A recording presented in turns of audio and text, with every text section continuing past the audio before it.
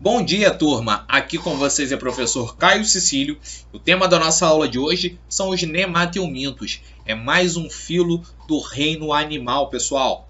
Mais um dos grupos dos invertebrados. Vamos começar? Então vamos começar pelas características gerais.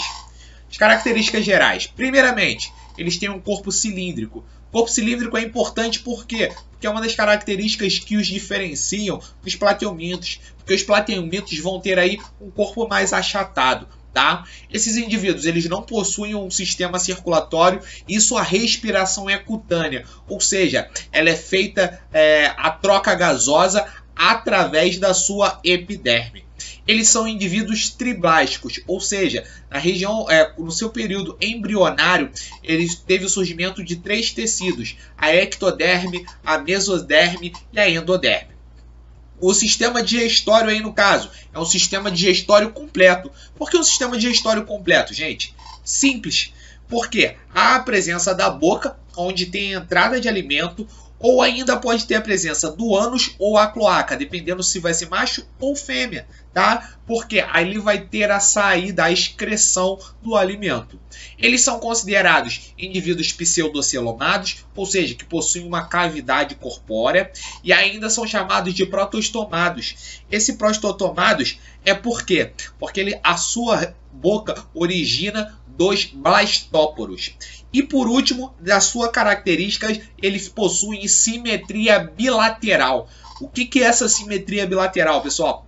Se eu pegar esse indivíduo e fazer um corte, o que eu vou conseguir identificar nele? Eu vou conseguir identificar uma região anterior, sua parte da frente, uma região posterior, a parte de trás do seu corpo, uma região dorsal, que é uma região superior, e uma região ventral, que é a região debaixo do seu corpo. Bem tranquilas características gerais. A partir disso, a gente vê quem? Os seus tipos de reprodução. Primeira coisa que nós precisamos falar sobre a sua reprodução.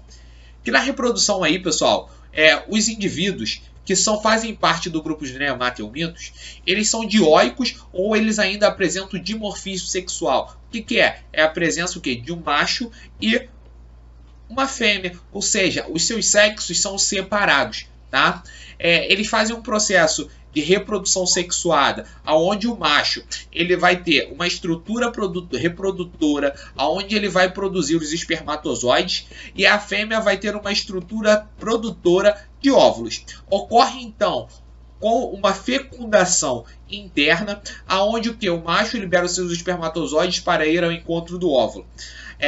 A partir disso é gerado uma forma jovem, tá? Que é um ovo que vai eclodir e ele é semelhante ao indivíduo adulto. Porém, ele vai apresentar uma troca de cutícula, que a gente chama de ecdise, que é uma fase de desenvolvimento até ele chegar ao crescimento da fase adulta.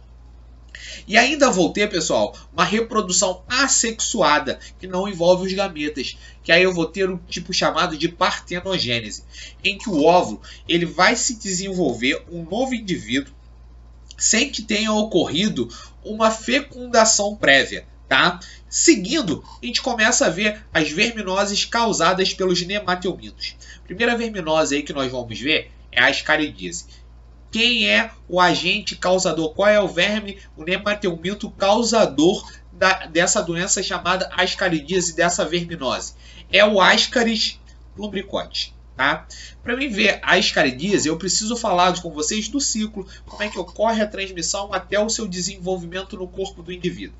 Primeiramente, eu tenho que considerar que eu já tenho uma pessoa infectada por essa verminose. No intestino dessa pessoa, o verme adulto ele já vai começar a produzir o quê? Ovos. Esses ovos normalmente fazem o quê? Eles saem junto das fezes, tá? E podem contaminar alimentos e a água. Ou seja, a transmissão vai ocorrer através da ingestão de água ou de alimentos contaminados pelos ovos do verme da ascaridíase. Ocorrendo a ingestão desses ovos, o que acaba acontecendo? Eles chegam até o intestino. Quando chegam no intestino, eles eclodem, tá? E surgem pequenas larvas. Essa larva é uma larva jovem, ela ainda não é capaz de fazer o seu processo reprodutório. Então, o que acontece? Ela perfura a parede intestinal, chega na corrente sanguínea e migra para o fígado primeiramente, depois para o coração, até chegar nos pulmões. Quando chegam nos pulmões, elas perfuram os alvéolos e começam a subir o sistema respiratório, até chegar onde? Na faringe. Na faringe, elas são deglutidas, caindo novamente no sistema digestório. Quando elas caem no sistema digestório e voltam para o intestino, elas já chegam lá na sua fase adulta, ou seja, na sua fase capaz de reproduzir e gerar novos ovos da ascaridíase. A pessoa que normalmente tem essa verminose, o que pode acontecer com ela? Ela pode ter falta de ar, inchaço e, associado a uma dor abdominal, pode causar diarreia nela. E um sintoma que é mais grave nesses casos aí, pessoal, é quando as larvas estão passando perfurando os alvéolos para subir o sistema respiratório.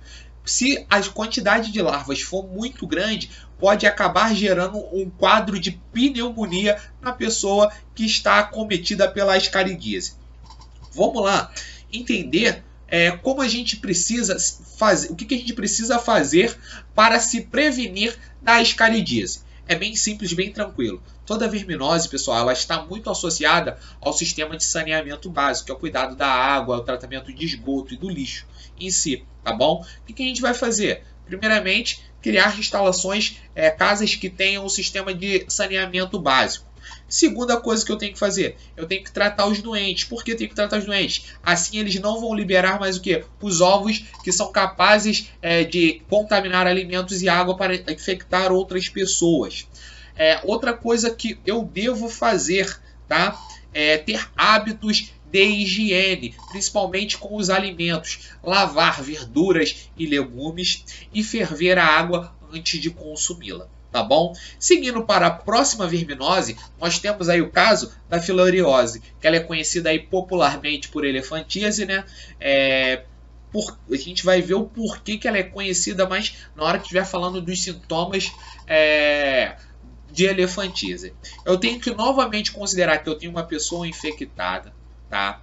Nessa pessoa, ela já tem os vermes adultos, gerando o que nós chamamos de microfilárias, que vão estar presentes no seu sangue. Para essa doença, eu vou ter um vetor. O que é um vetor? O vetor é um agente transmissor da doença, que nesse caso é um mosquito do gênero Culex, tá?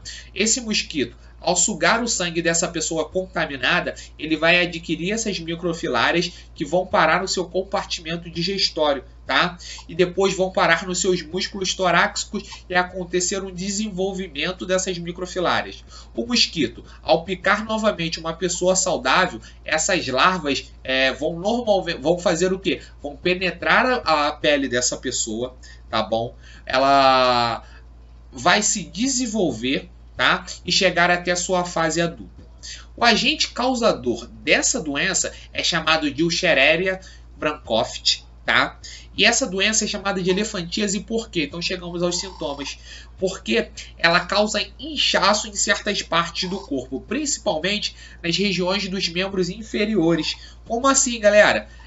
As pernas, elas têm um aspecto de ficar tão inchadas que aparenta ser uma perna de um elefante. Por isso que é caracterizada como elefantíase. Porém, esse inchaço não acontece só nos membros inferiores. Pode acontecer ainda nas mulheres, nas regiões das mamas, tá? E até na região dos glúteos em si. Ok, pessoal? A filariose nós passamos e agora chegamos até a ancilostomose. A ancilostomose aí, pessoal, ela é conhecida como amarelão. E a gente também vai ver o porquê que ela é conhecida como amarelão. Novamente, eu tenho que considerar que eu tenho uma pessoa doente, tá? Já com ancilostomose.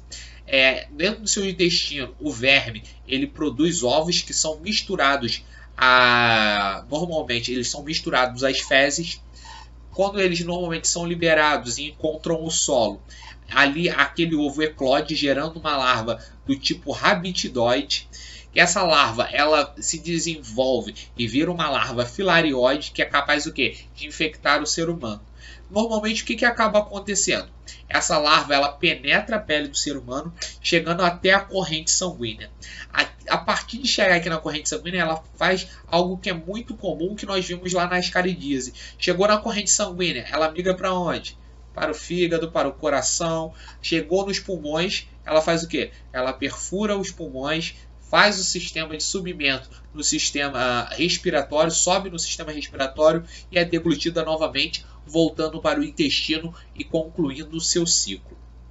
Quando ela chega no intestino, ela se prende no intestino e ela tem estruturas que podem causar sangramentos ao se prender no intestino, tá? E o que acaba acontecendo? Vai provocar um dos sintomas, que é a anemia, devido à perda de sangue, tá? Além disso, pode causar uma dor abdominal, uma perda de apetite, diarreia. E a anemia é o pior sintoma aqui no caso. Por quê? Porque a anemia ela vai estar associada às células denominadas hemácias. As hemácias são muito importantes para dar a coloração, principalmente ao nosso sangue. Então, se eu estou perdendo hemácias devido à anemia que está sendo causada, a pessoa tem um aspecto da coloração da pele amarela. Tá bom? Por isso que é conhecida como amarelão. E o agente causador aí da ancilostomose, ele pode ser 2 nemateumintos, que são o ancilostoma duodenale e o Necator americanus. Seguindo, eu tenho uma nova doença que é a larva migrante cutânea, que ainda é popularmente chamada no nosso país, no Brasil, de bicho geográfico, tá? A doença aí pode ser causada por 2 nemateumintos, tá? Quem são esses nemateumintos? Um é o ancilostoma brasiliense e o outro é o ancilostoma canino. Por quê? Vamos lá, prestar atenção. Esse é o tipo de doença que ela vai ter uma associação com os animais silvestres e alguns animais domésticos, como principalmente o cachorro-gato. Então, o que eu preciso imaginar? Que eu posso ter o cachorro e o gato como hospedeiro definitivo, mas também posso tê-los como hospedeiro intermediário. Tá? Desses animais aí, as larvas elas conseguem completar o seu ciclo no corpo deles, quando eles são hospedeiros definitivos. Como assim? O que acaba acontecendo? Essa larva, ela normalmente vai o que? Produzir ovos. Esses ovos vão ser liberados pelas fezes e normalmente quando eles encontram o solo, eles também eclodem. E o que acontece? Eles podem penetrar a pele do cachorro e lá fazer o seu ciclo. Tá? Nos seres humanos, nós somos hospedeiros acidentais. Tá? Por que acidentais? Porque se o ser humano tem contato com esse verme na sua pele, esse verme penetra a sua pele, porém ele não consegue chegar até as regiões sanguíneas para chegar até a região intestinal. O que acaba acontecendo? Ele fica preso na nossa pele e conforme ele vai andando pela pele, ele vai deixando marcações como se fosse formando um mapa, por isso que é conhecido como bicho geográfico. E essas marcações, elas têm uma coloração, umas manchas avermelhadas, ok? Seguindo aí, pessoal, eu tenho a oxiúrase. A oxiúrase aí, no caso, tá? Ela é uma doença que normalmente vai ocorrer devido à ingestão, então a sua transmissão é através da ingestão de ovos, tá? Desse verme. O verme aí, o agente causador, o agente etiológico, tá? É o Enterobius vermicularis, tá? Como ocorre o seu ciclo, tá? Eu vou ter uma pessoa infectada. Essa pessoa infectada, tá? Ela normalmente pode liberar ovos, tá? Esses ovos sendo liberados nas fezes, o que pode acontecer? Uma pessoa pode ingerir através de um alimento contaminado, água contaminada, tá bom? Quando ela ingere essa larva aí, elas vão chegar no intestino delgado, vão eclodir, tá? O que acontece? Lá começa a acontecer no intestino grosso, na região do seco, um processo de reprodução, aonde a fêmea produz uma bolsa de ovos, tá? Essa bolsa de ovos, ela pode normalmente ou se associar às fezes e ser excretada, tá? Ou ainda ela pode se fixar na região próxima à região anal, chamado região perianal, tá? Quando ela se fixa nessa região perianal, ela vai causar o principal sintoma da doença, que é o prurido noturno. Por que o prurido noturno? Porque é uma coceira. O prurido é uma coceira. Isso pode causar uma irritabilidade, principalmente por ser no período noturno, pode causar insônia ao indivíduo em si. Tá bom, gente? Ficamos por aqui. Então, pessoal, até a próxima aula. Tchau, tchau para todos vocês.